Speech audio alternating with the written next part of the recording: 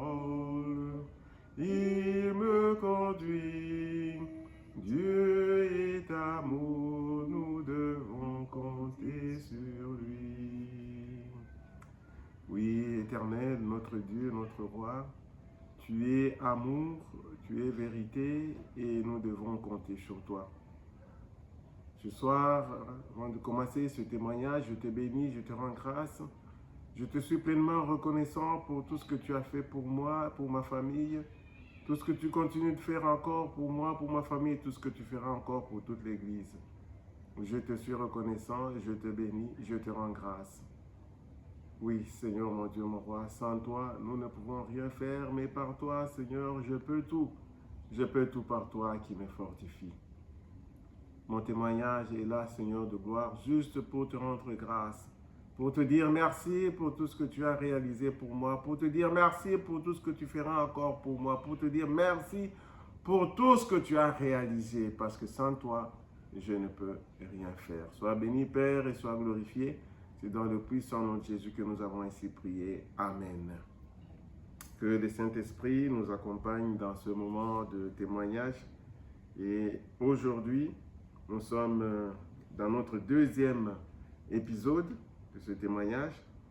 Et je commence toujours par la parole de Dieu qui nous accompagne, que nous trouvons dans le livre de Jean, l'évangile de Jean, chapitre 8.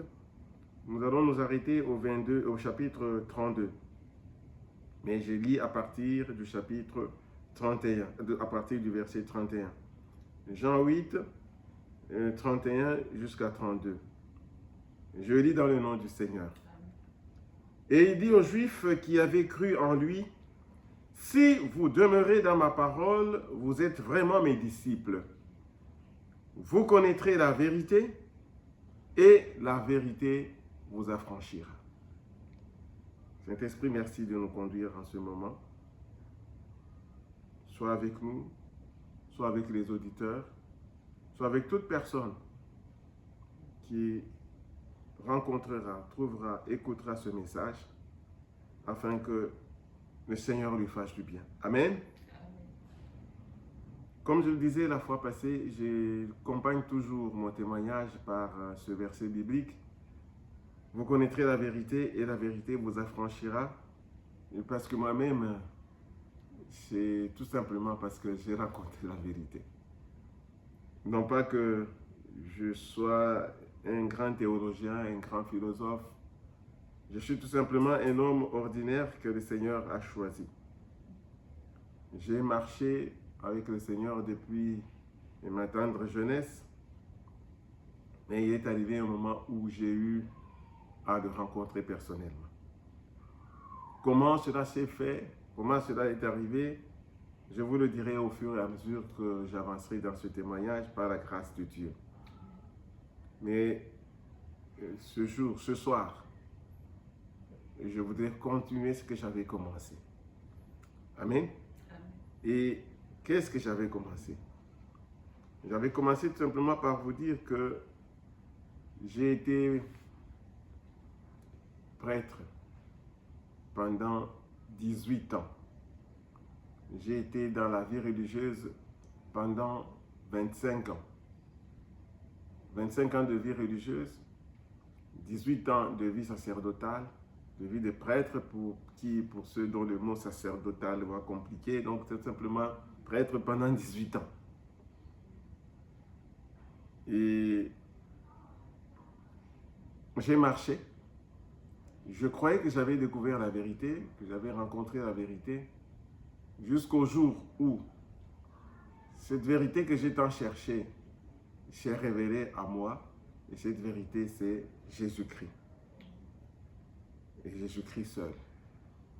Mais auparavant, j'ai parcouru des choses, j'ai vécu des situations, et j'ai même enseigné Jésus-Christ. Et j'ai même enseigné la vérité. J'ai dit aux gens qu'il faut aimer Jésus, qu'il faut être en connexion avec Jésus. Et je pensais, comme je le disais la fois passée, que c'est Jésus que j'avais enseigné. Je le voyais Jésus hostie, comment enseigner. Jésus Eucharistie, comment enseigner, comme je vous l'ai dit. Jusqu'à découvrir que Jésus est au-delà de ce petit morceau de pain. Mais comme toute chose arrive, ça arrive toujours avec les bas et ça arrive toujours avec les hauts, mais le Seigneur écrit droit avec des lignes courbes. Que Dieu soit béni. J'ai eu à étudier la philosophie du langage, j'ai dû étudier la philosophie qui se cache derrière les artistes et tout. Et cela aussi m'a aidé.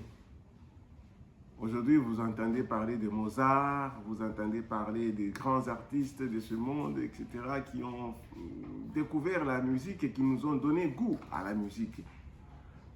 Et je me suis particulièrement intéressé à la symphonie de Beethoven. Mon professeur de philosophie de l'art nous a fait voir que Beethoven avait toujours les mêmes motifs qui revenaient dans ses compositions. Et il nous a montré qu'entre la 6e symphonie et la 9e symphonie de Beethoven, il y avait une grande différence.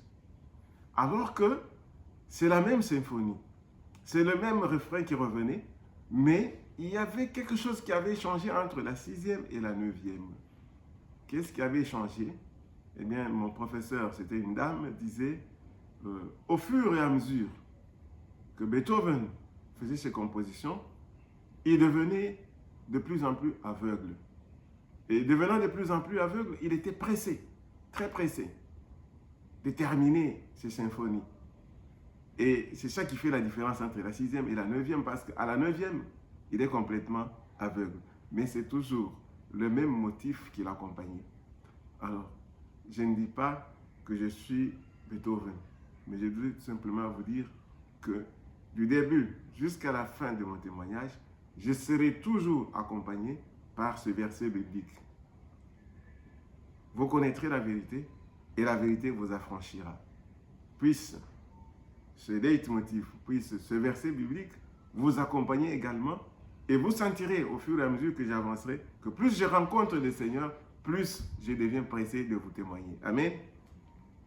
Alors, je disais que j'ai évolué, je suis arrivé au point où je me suis retrouvé dans une paroisse très loin de Lubumbashi. J'étais sûr que je connaissais la vérité et que j'ai marché dans la vérité. Et je ne savais pas que c'est dans ce petit coin de Sakanya qu'une petite lumière de vérité allait me parvenir. Mais comment le Seigneur a-t-il préparé cette petite vérité, cette découverte? Eh bien, j'étais chargé de dire la deuxième messe. Et la deuxième messe était une messe en Swahili, pardon. Et ce jour-là, alors qu'on était en train de lire la deuxième lecture, parce qu'il y a toujours deux lectures avant l'évangile, il y a la première lecture, il y a la deuxième lecture, et puis il y a l'évangile. Et pendant qu'on lisait la première ou la deuxième, là je ne sais plus, eh bien, j'ai vu entrer dans cette très belle église, Saint-Dominique, je crois, de Sakanya, Saint-Dominique Savio. J'ai vu entrer une silhouette d'une femme, une jeune femme, assez maigre, qui entrait. Et j'étais distrait par cette personne qui entrait. Je me disais, ici à Sakanya, d'où vient cette personne? J'étais concentré sur elle. Ceci pour vous montrer aussi combien nous étions distraits. Alors que j'étais là pour écouter la parole de Dieu, mais je n'écoutais pas la parole qui était lue, mais j'écoutais la parole qui entrait. Et le lendemain, moi je me suis d'abord informé, parce que nous étions quand même, ça c'est une parenthèse, les prêtres suivent très bien l'information. J'ai suivi l'information et on m'a dit d'où venait cette personne et qui était cette personne. C'est ainsi que le lendemain, sans le savoir, la personne en est venue l'inscrire. Bon, vous comprenez facilement que je ne pouvais pas l'empêcher de l'inscrire. Donc je l'ai inscrite aussitôt arrivée. J'avais mes intérêts sur la personne. Mais je ne savais pas que le Seigneur avait ses intérêts à lui à travers cette personne. Parce que c'est cette jeune femme qui est devenue aujourd'hui ma femme, c'est cette jeune femme qui m'a mis sur le chemin de la vérité. Amen. Il m'a mis sur le chemin de la vérité parce que dès mes approches, il m'a fait comprendre que j'étais un gros païen, un grand païen. Alors vous imaginez ma réaction par rapport à ça, qu'une élève me dise que j'étais un gros païen. Alors moi, qui étais un grand prêtre, philosophe, théologien, je me suis dit, mais c'est le monde à l'envers. Je me moquais d'elle. En fait, je me moquais d'elle. Je me disais, bon, elle ne comprend rien. Elle comprendra les choses. Je lui expliquerai les choses. Parce qu'elle ne sait pas que j'ai fait la philosophie dans une grande université de Rome, la plus prestigieuse, la grégorienne. Qu'est-ce que cet enfant qui vient de l'Éducation va m'apprendre? Dieu écrit droit avec des lignes courbes. C'est par ce raccourci que j'ai pu, à travers elle, savoir qu'il y avait une autre vérité cachée par rapport à tout ce que je connaissais. Parce qu'elle, pentecôtiste depuis son jeune âge, ayant rencontré le Seigneur depuis son jeune âge, un jour vous écouterez son témoignage, et il m'a tout simplement fait comprendre que j'étais égaré. Mais je me suis entêté. Je me suis entêté et ça a duré. Mon entêtement a duré encore.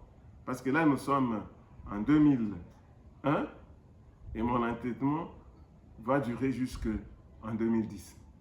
Vous comprenez? Mais tout ce parcours-là, je l'ai toujours avec moi. Mais elle continue toujours à mettre en contact avec le Seigneur, surtout à travers son pasteur, que j'aurai l'occasion de rencontrer un peu plus tard, quand je tenais tellement à elle et je voulais me déplacer avec elle vers Kinshasa. Et là, son pasteur s'est opposé violemment parce qu'il dit les prêtres, ce ne sont pas des chrétiens, ce sont des païens. Et ça, il me l'a dit en face, sans embâche. Mais je me disais, mais celui-là, d'où il vient? Mais aujourd'hui, je comprends qu'il avait raison.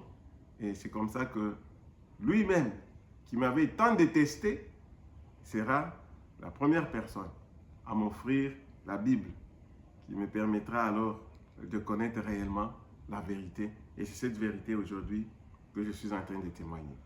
Amen. Amen. Amen. J'amorce cette deuxième partie le témoignage que je viens de donner tout à l'heure à ceux qui étaient en prière avec moi tout à l'heure. Et je suis parti cette fois-ci, aujourd'hui, de 2 Timothée. 2 Timothée, chapitre 4, à partir du premier verset jusque pratiquement au 8e verset. Je lis dans le nom du Seigneur. Amen. Je t'en conjure devant Dieu et devant Jésus-Christ, qui doit juger les vivants et les morts, et au nom de son apparition et de son royaume, prêche la parole, insiste en toute occasion, favorable ou non, reprend, censure, exhorte, et avec douceur et en instruisant. Car il viendra un temps où les hommes ne supporteront pas la sainte doctrine, mais ayant la démangeaison d'entendre des choses agréables, ils se donneront une foule de docteurs selon leurs propres désirs, détourneront l'oreille de la vérité et se tourneront vers les fables. Mais toi, sois sobre. En toutes choses, supporte les souffrances. Fais l'œuvre d'un évangéliste. Remplis bien ton ministère. Car pour moi, je sers déjà de libation et le moment de mon départ approche. J'ai combattu le bon combat. J'ai achevé la course. J'ai gardé la foi.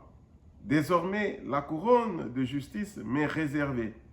Le Seigneur, le juste juge, me donnera dans ce jour-là, et non seulement à moi, mais encore à tous ceux qui auront aimé son avènement. Amen. J'ai pris ce verset, ce chapitre ce soir, ce livre de 2 Timothée, pour vous montrer qu'il y a des fausses doctrines qui sont enseignées aujourd'hui. Des gens courent après toutes sortes d'enseignements, mais nous poursuivons l'enseignement qui nous montre la vérité qui est Jésus-Christ.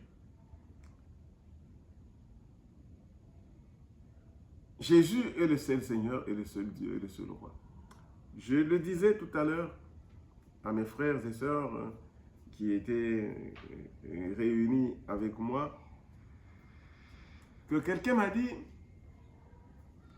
quand tu fais ton témoignage, il ne faut pas citer l'église là où tu étais. Par peur de représailles. Mais j'ai dit, c'est pratiquement impossible que je ne puisse ou ne pas citer. Parce que tout ce temps que j'ai vécu, des 25 ans de vie religieuse, des 18 ans de sacerdoce, cette église m'a fait énormément de bien. Et mon témoignage n'est pas là pour jeter l'opprobre sur cette église, ni pour montrer que moi je suis meilleur que tous les autres. Mais non, ce n'est pas ça le but. Le but de mon témoignage, c'est tout simplement dire merci au Seigneur de ce qu'il m'a montré, de ce qu'il a fait de moi. Parce que moi, je suis convaincu et j'ai l'assurance du salut, que je suis parti de rien pour aller rencontrer le Seigneur, que j'ai été tiré de la boue pour m'amener là où il y a la bonne vie, la bonne terre. Et pour ça, je ne peux pas me taire. Si j'en parle, je n'en parle pas pour déprécier. Si j'en parle, et j'en parlerai, c'est pour reconnaître ce que le Seigneur a fait pour moi. Et ce qu'il a fait pour moi, j'aimerais qu'à travers mon témoignage, il le fasse aussi pour tant d'autres.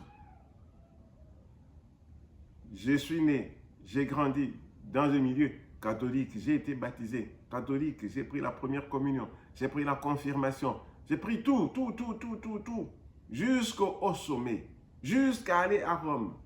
Donc, l'église catholique m'a fait beaucoup de bien.